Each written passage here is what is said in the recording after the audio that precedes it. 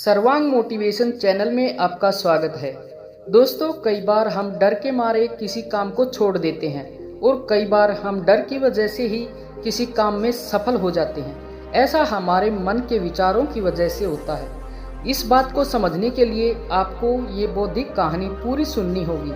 कहानी के अंत में आप समझ पाओगे कि डर को कैसे अपनी ताकत बना सकते हैं, कैसे जीत सकते हैं या सफल हो सकते हैं। तो चलिए कहानी शुरू करते हैं। भीड़ भाड़ से अलग होकर जब भी कोई इंसान अपने साथ अकेले में समय बिताता है, तभी उसके दिमाग में विभिन्न प्रकार की चिंताएं जन्म लेने लगती हैं। मनुष्य की प्रवृत्ति ही ऐसी है कि वो ज़्यादातर समय नकारात्मक ही सोचता है। अपने लक्ष्य को प्राप्त कैसे किया जाए, ये सोचने की जगह वो ये सोचता है कि अगर लक्ष्य पूरा नहीं हुआ तो मैं क्या करूँगा। और इस प्रकार की नकारात्मक विचारधारा के कारण जीवन उपरांत डर डर कर जीता रहता है। अगर पूरी बुद्धिमानी और सजगता के साथ इस डर को समझा नहीं जाए तो यही डर इंसान के पतन का कारण बनता है। ऐसा मनुष्य जो खुद पर संशय करता है, खुद पर संदेह करता है, भला वो कैसे सफल हो सकता है। लेकिन बुद्धिमानी से अगर इस डर का उपयोग किया जाए तो यही डर उसकी सबसे बड़ी ताकत बन सकता है। काश केवल एक बार उसने खुद पर विश्वास किया होता तो मालूम होता कि उसके डर में ही उसकी ताकत का रहस्य छुपा हुआ है। ये कहकर सन्यासी चुप हो गया और चुपचाप अपने कदमों पर ध्यान लगाते हुए जंगली घास पे से आगे बढ़ने लगा। संध्या का समय था। सन्यासी और एक लकड़हारा जंगल में से होकर गांव की तरफ निकल रहे थे। सन्यासी के ये शब्द लकड़हारे के कुछ समझ में नहीं आए। वो सोच रहा था कि डर में ताकत कैसे हो सकती है। डर तो आदमी को कमजोर बनाता है। अपने मन की उत्सुकता को वह काबू नहीं कर सका तो उसने सन्यासी से पूछा कि महात्मा, आप ये क्या कह रहे हैं कि डर में ताकत होती है। डर तो आदमी को कमजोर बनाता है, उसे तो अपना डर दूर करना चाहिए। लकड़हारा अपनी बात पूरी कर पाता उससे पहले ही उसे एक शेर की दहाड़ सुनाई दी। शेर की गर्जन सुनकर लकड़हारे का रोम रोम कांप गया। उसके कान खड़े हो गए। जंगल से आती एक एक आहट उसे साफ सुनाई दे रही थी। उसके कदम वहीं पर जम गए थे। वो बोल भी नहीं पा रहा था। उसे पता था कि थोड़ी सी हरकत उसकी जान जोखिम में डाल सकती है। उसका दिल तो तेजी के साथ धड़क रहा था, लेकिन फिर भी वो अपनी सांसों पर काबू पाने का प्रयास कर रहा था। कुछ देर बाद जब खतरा टल गया तब सन्यासी ने कहना शुरू किया। सन्यासी ने कहा कि अभी जब तुम डरे हुए थे तो तुम्हारे शरीर का रोम रोम जाग गया था।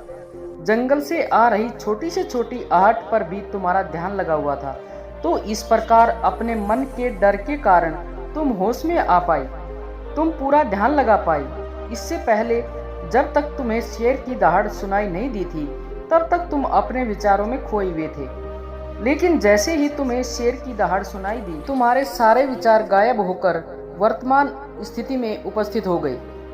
यदि तुम्हें अभी शेर से बचकर भागना होता या फिर उससे लड़ना होता तो तुम्हें अपने शरीर की वो क्षमता देखने को मिलती जो आज तक जीवन में तुमने खुद भी महसूस नहीं की होगी।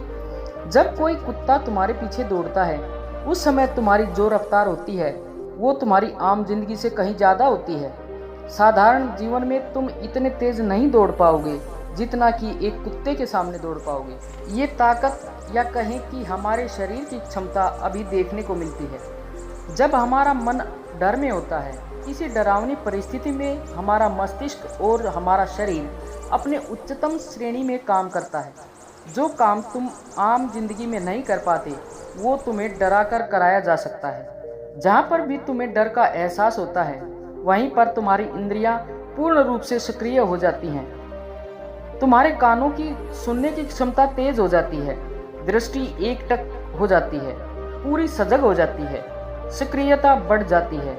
और जैसे जैसे वो डर खत्म होता है वैसे वैसे तुम सुप्त अवस्था में चले जाते हो, तुम सो जाते हो और तुम्हारी इंद्रियां फिर से आराम की स्थिति में चली जाती हैं। सन्यासी ने लकड़हारे से कहना जारी रखा कि परीक्षा से एक दिन पहले जो याद करने की तुम्हारी गति होती है वो साधारण याद करने की क्षमता से कहीं तेज होती है। सिर्फ एक बार याद किया हुआ तुम्हें परीक्षा के समय याद रह जाता है, और तुम जानते हो कि ये सब परीक्षा के डर से ही होता है।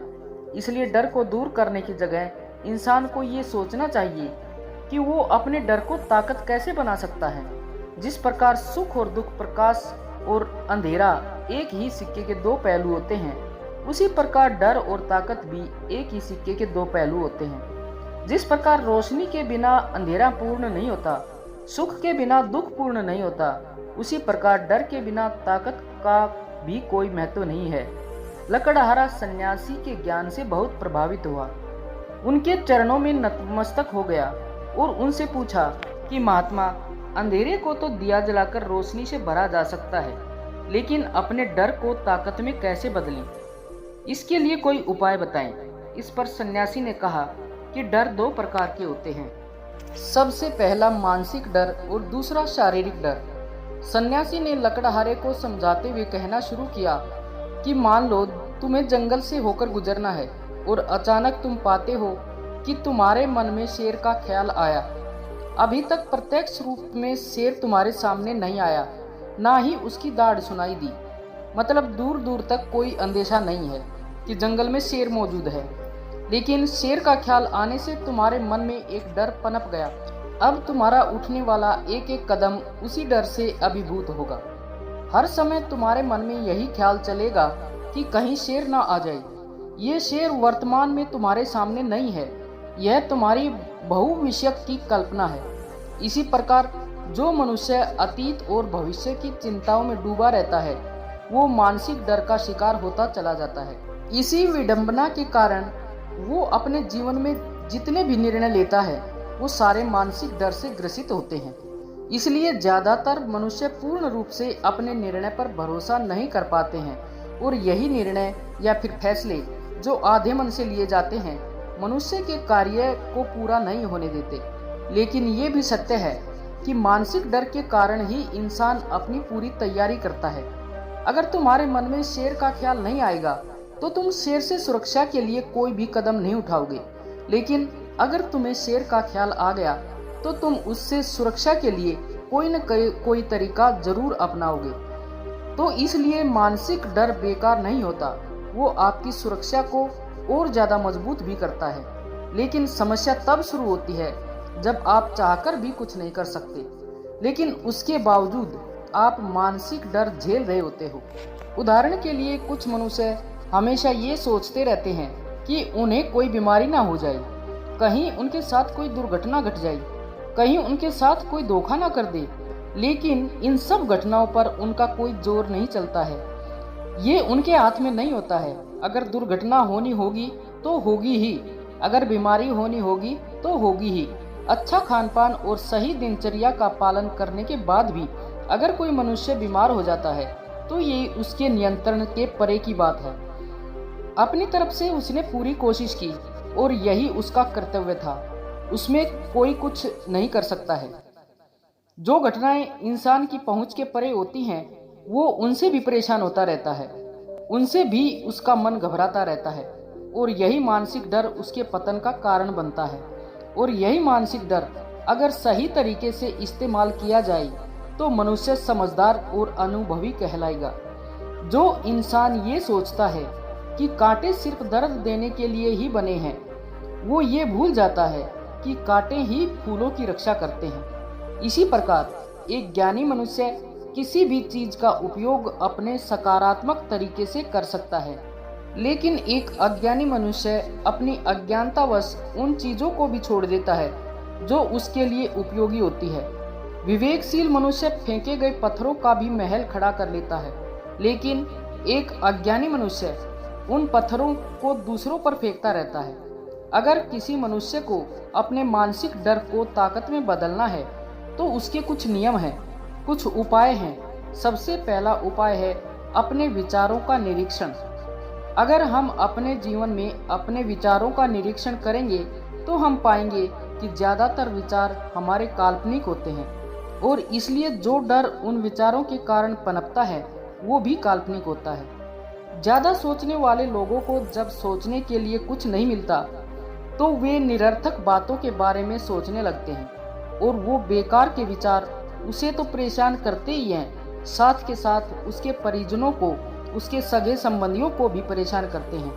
इसलिए ज़्यादा सोचने वाले लोगों को यह समझना चाहिए कि मन में उठ रहे तमाम विचारों में से काम के विचार कौन से हैं और बेकार के विचार कौन से हैं। जो निरर्थक विचार हों उन्हें दूर करते जाओ, और जो सार्थक विचार हों उनको गहराई से सोचना शुरू करो। तभी तुम्हारी समस्याओं के, तुम्हारी उलझनों के उपाय निकलेंगे। मानसिक डर को दूर करने का दूसरा उपाय है उसका सामना करना। इसका मतलब यह नहीं है कि तुम शेर के सामने जाकर खड़े हो जाओ, बल्कि इसका मतलब यह है कि पूर्ण सुरक्षा के साथ तुम जंगल में जा रहे हो। यदि जंगल में जाना बहुत आवश्यक है तो तुम शेर के डर से अपने घर पर नहीं बैठ सकते हो। इसी प्रकार मनुष्य के जीवन में बहुत सारे डर होते हैं, जैसे कि परीक्षा का डर, लक्ष्य ना पाने का डर, झूठ बोलने का डर, सच के पता लग जाने का डर, अपनों को खो देने का डर, दुर्घटना हो जाने का डर। लेकिन जैसे जैसे समय के साथ इन डरों का सामना किया जाता है, वैसे वैसे ये डर जीवन से दूर होते चले जाते हैं। अगर तुम इनसे बचने का प्रयास करते हो तो ये जीवन भर तुम्हें सताते रहेंगे। ये तभी दूर हो सकते हैं जब तुम इनका सामना करो। कुछ लोगों को तो दूसरों के सामने खुलकर बात करने में भी डर लगता है। ऐसे लोगों को अनजान लोगों से बात करनी चाहिए। जितना ही वे लोगों से बात करेंगे उतना ही उनके मन का डर दूर होता जाएगा। मानसिक डर को ताकत में बदलने का तीसरा उपाय है अपने डर को स्वीकार करना।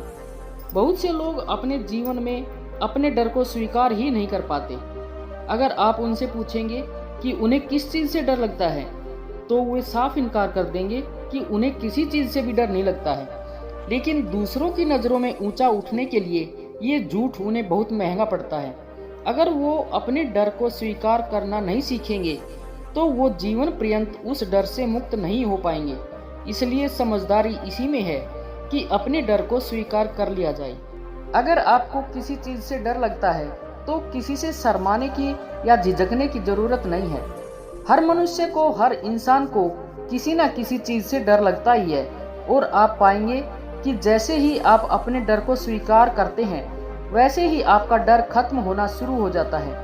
और जितना ही आप अपने डर को छुपाने की कोशिश करेंगे आपका डर उतना ही मजबूत होता चला जाता है। ये सारे तरीके तुम्हारे मानसिक डर को दूर कर सकते हैं, लेकिन शारीरिक डर को दूर करने के लिए तुम्हें दूसरे तरीके अपनाने होंगे।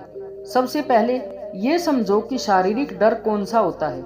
मान लो तुम किसी जंगल से गुजर रहे हो और अचानक तुम्हारे सामने शेर आ जाता है। तुमने पहले नहीं सोचा था कि शेर तुम्हारे सामने आ सकता है, लेकिन जब वो तुम्हारे सामने आता है तो तुम्हारी सारी शारीरिक गतिविधि स्थिर हो जाती है, तुम्हारी सांसें अटक जाती हैं, मस्तिष्क काम करना बंद कर देता है और तुम्हारा दिल तेजी से धड़कने लगता है।